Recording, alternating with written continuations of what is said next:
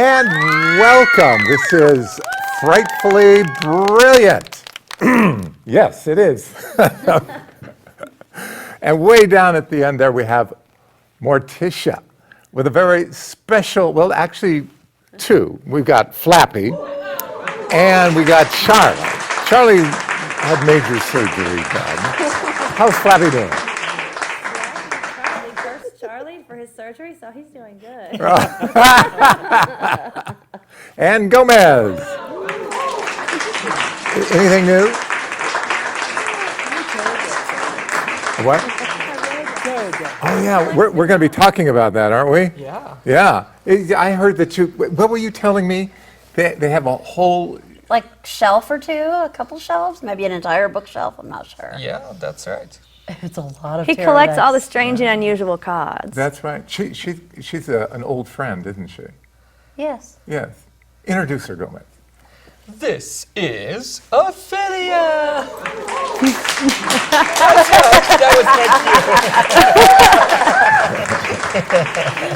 Ophelia, mistress of darkness. Mistress of Darkness. Because she sleeps all day and stays all night. I like that. Good. It's perfect. Well, that's Frightfully Brilliant. We'll be back.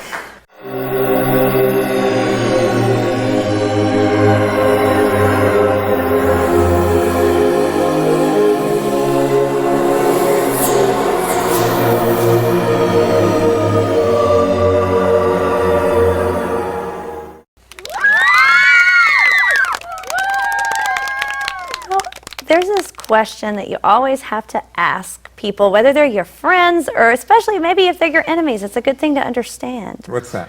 Who is your favorite serial killer?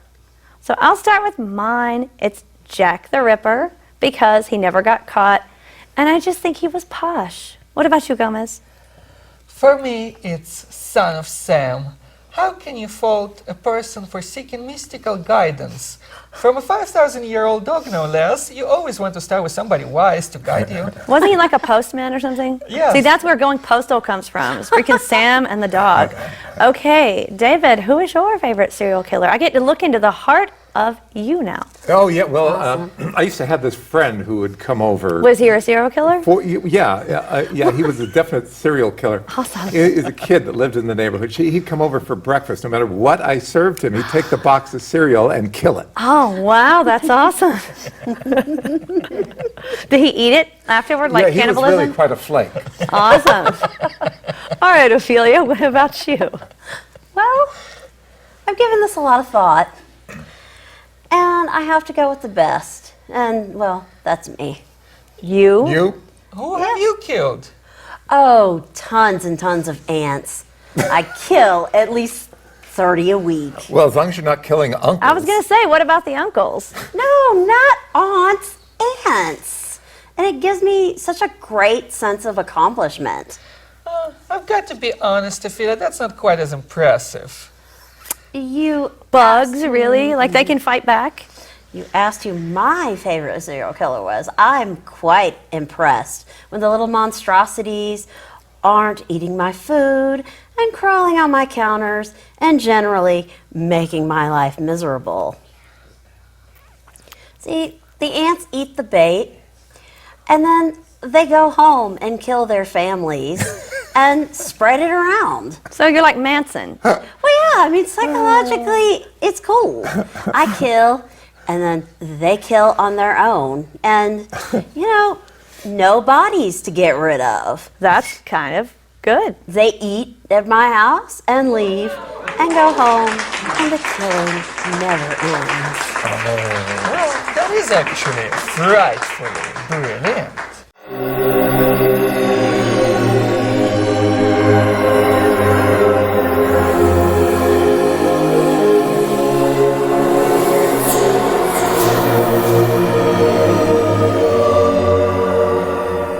All right, what do we got? Well, next we have a Kristen Lawrence review. Oh, A what? yeah, it's music. Music. Music. It's an object, it's a CD, but I thought if I brought it, it really wouldn't serve here. So it's actually, well, she has a new CD last year that came out called Halloween Night of Spirits, but it's a singer named Kristen Lawrence That's Kristenlawrence. She's a California singer, and she does what they call Halloween carols. Like there are Christmas carols and whatever, and she does Halloween carols. Wow. And you think Halloween like, carols. yeah, and you know there's like Monster Mash and whatever, but what she does is she looks up all the different aspects of Halloween, because you know it's been going on for like thousands of years. The Yeah. Celts called it Samhain, and then like the Romans had some stuff, and then stuff came to America. You know, it's an old holiday. Doesn't Halloween actually mean hallowed evening or something like that? Yeah, and it was Samhain before that. It was was what? Samhain. The Celts Really? called it Samhain. It's spelled Samhain, S-A-M, but it's pronounced Samhain. And it was the day when the veil between our world and the world of spirit is the thinnest. So they believed that the dead would come back and visit the living. And sometimes that could be cool if you want to see your relatives, like they would eat dinner and leave some out for the dead. But I guess if you're afraid of ghosts and you're afraid vengeful ones will come back, it could be a night of fright. And Kristen Lawrence even writes about that.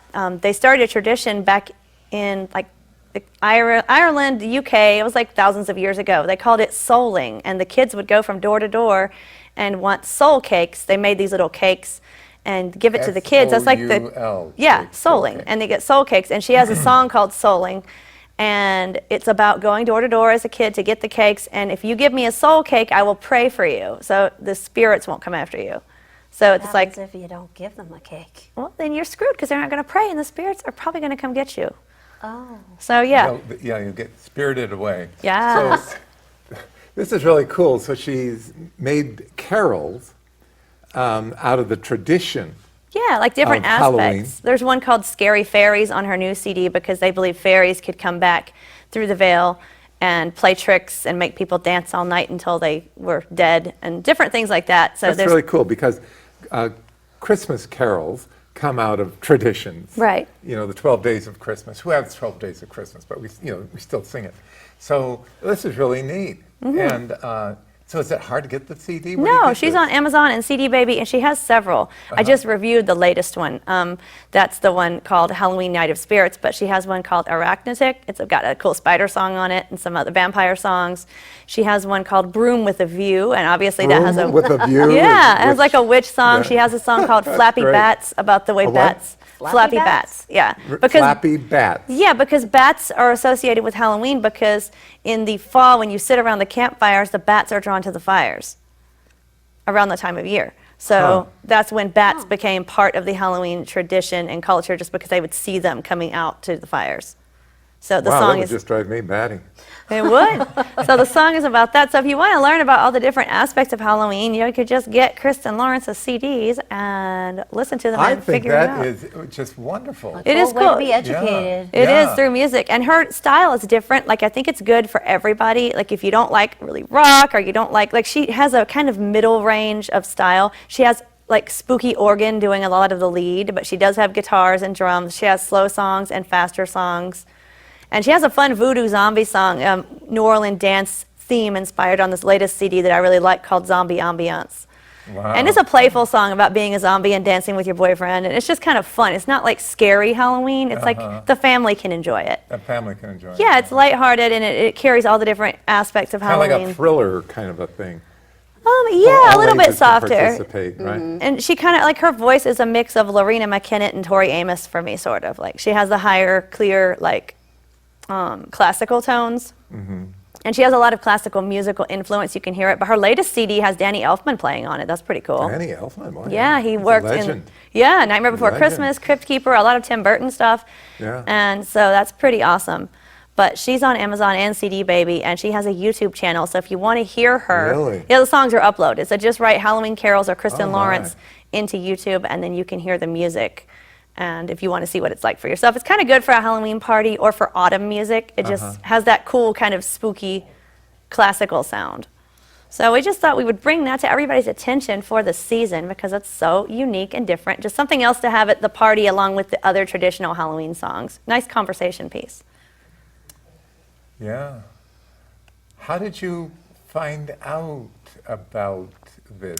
I did my online search like I do when I want something to exist. YouTube. And I looked it up. I was looking at what's a new Halloween song, because I make Halloween mix CDs every year of just different songs. Oh. And like I found some really cool ones from the 40s and the 20s. So I just experimented and was putting in some kind of Halloween song, and she came up, and I'm like, who is really? this? And I Yeah. started looking, and I was like, oh, she's had CDs since like 2009 or 2007. She has one called Cats in the Catacombs with her cat yowling. It's really Cat cool. in the catacombs. That's cool. It's awesome. And that's on the Broom with a View CD. So Wow. she has lots of fun ones, just playful, fun, classical. It's classy Halloween music, I think. So I discovered her on YouTube just doing my Does This Exist and What Can I Find kind of playing around. Wow, that's amazing. You find some of the most interesting things. I've always been amazed at you. Every Thank time you. we put on a show, you have all this stuff, you know? Yes, I like to share the interesting finds. A lot of people don't know what exists out there, and I just have a curious mind, and I want things. So I'm like, ooh, does this exist? Does that exist? What's going on out there? And luckily, a lot of times it does. It does, yeah, and she's definitely unique. So she's also frightfully brilliant. We'll be back.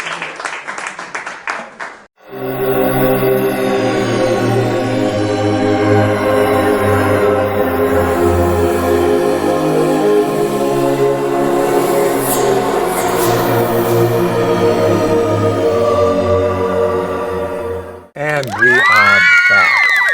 Objects and things. Actually, this is a movie review of Nosferatu, the silent Oh. vampire film from 1922. It's pretty scary. Yeah. Because to me, watching scary stuff and not hearing sounds can seem creepier, and especially when you know they're all dead now. That movie is amazing. It was like so far ahead of its time. Have you seen like Mad Monster Party or the other things where Dracula has this hooked nose and these pointed ears, like where he looks kind of cute, like a bat Drac? Yeah. That actually came from Nosferatu. And Nosferatu is anything but cute. You know what? We should show that. Can we show a clip from this film?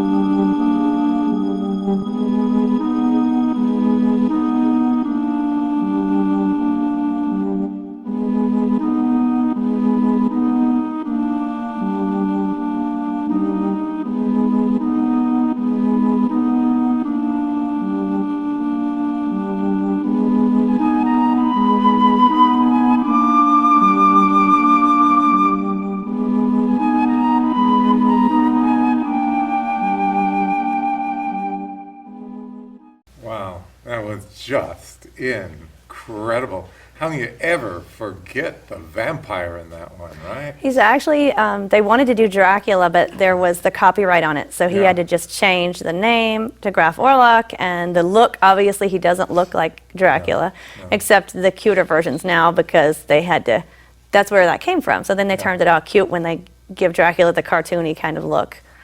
So yeah, that was pretty creepy. They definitely changed it and made it theirs, even though the plot is basically Bram Stoker's Dracula. All the characters look different, pretty scary. Yeah. And Gomez, you found some interesting facts about that movie, didn't you? That was interesting to me that Max Schreck, who played Count Orlok, the name Schreck might not be real because it means terror in German. So people suspect that it was actually his pseudonym. Yeah. So I'm like, wow, who is he really then? And like, I guess he wanted to be associated with horror in this specific one and not in his other. So he's like Shakespeare, and nobody knows who he really was. Yeah. Interesting. Yeah, that was one thing. The one thing I couldn't understand was why Renfield was called Nock. It was just bugging me. I was trying to find German. Yeah, now Renfield is Dracula's servant. In this movie, he looks really weird. He's like bald, except right around the sides, and he's got this really long hair and a torn up cloak, and like he's a madman or whatever, and he just doesn't look, but you know, okay. Nosferatu doesn't look like Dracula either, but Nock Renfield, his name is Nock, like don't knock it over. And I get it. It always bothers me too. It's like, I did figure out that he was conflated with another person in Dracula who was Mr. Hawkins, who was Harker's employer. And the interesting thing about it that both Renfield and Hawkins, they are bird names, because Renfield is the field of ravens, and Hawkins is obviously derived from a hawk, which is another predatory bird. So that might have been the only connection. So he made two into one based on the bird-like connection, which was very interesting. Wow, I did not know Oh, wow, that. I didn't either. Yeah. which Raven doesn't surprise me because Renfield's our friend and we're ravens. Yes. It works.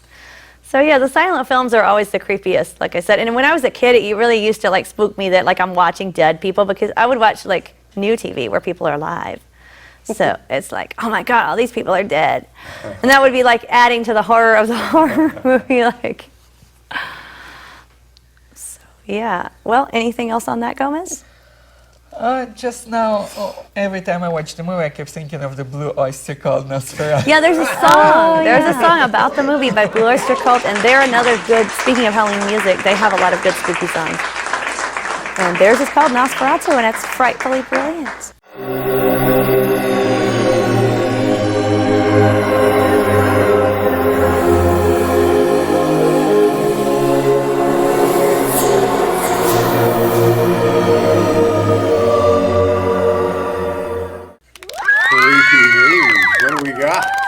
Well, we have Creepy Autumn. Creepy Autumn? Yeah, a lot of people don't know. We just talked about Halloween and how it's the night when the veil is thought to be thinnest between our world and the world of spirit. Right. But what a lot of people don't know that are into metaphysics is, if they're not into metaphysics, is the veil constantly, it's kind of like an astrological thing, and it's constantly thinning, kind of from August, harvest time, all the way through October, and maybe into early November. So it's like, it's the thinnest on Halloween or Really? Samhain, but it's always kind of thinning. So if you start to have really odd dreams, a lot of people notice from now or until the veil, they have really odd dreams, like really vivid, or dream about dead people a lot, or just really odd, strange, vivid dreams, and it's because of the veil thinning. The veil thinning. Yeah, or for us, we just could have weird things happen, like any glitches, like in the show or something. It's more likely to happen right now. You know what I'm saying? Like, I had weird stuff happen, even like as I was a kid. My bird's cage just fell apart one day when I picked it up on Halloween. Like, she know was that was fine. Halloween. Yeah, it Oh, was. wow. It was. And stuff like that. Just like weird, regular, just any kind of weird accident or weird that doesn't make sense can happen this time of year when the veil's thinning. Yesterday, I had my purse and I put it across my arm. And then I put a shopping bag from Joann's across my arm because we went Halloween shopping.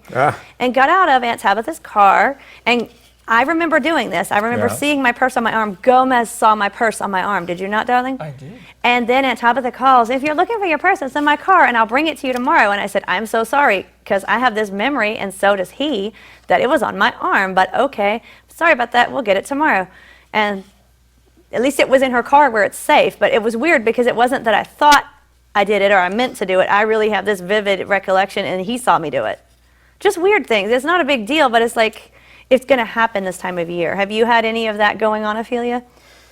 I have, and I was trying to think of specifics, but the truth is every day, from beginning to end, the entire day and night pretty much is like that for me. I have weird dreams every night. Strange things happen through most of the days. And it's hard to pin it down because Ophelia's it's such also a very time of strong year. medium. That probably doesn't help. No, it really doesn't. So you can't remember any specific strangeness that stood out yesterday or today? No, ghosts riding in the car is kind of strange to me. Disconcerting, yeah. Like, why do you need a ride? You're in dead. between us, it's like, wow. You go places and it feels different. There are different ghosts in there, different people, how they feel and don't realize it's because they feel ghosts or presences, I guess.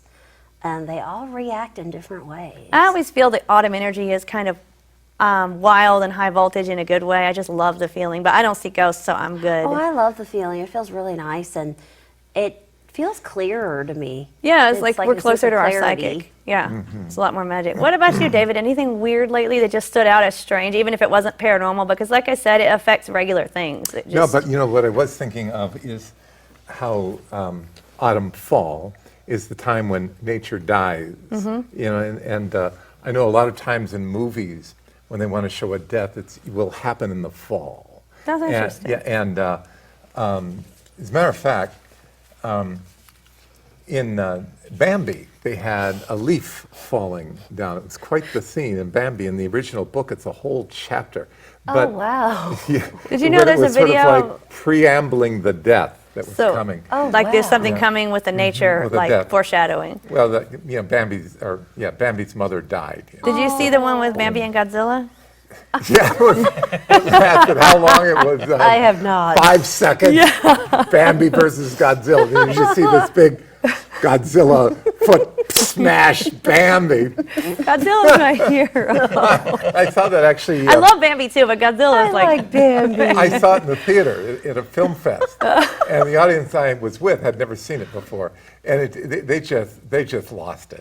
They just couldn't believe it. But it's a good film. I'm sure it's all over YouTube if you've never seen it. Gomez, did you notice anything weird going on lately?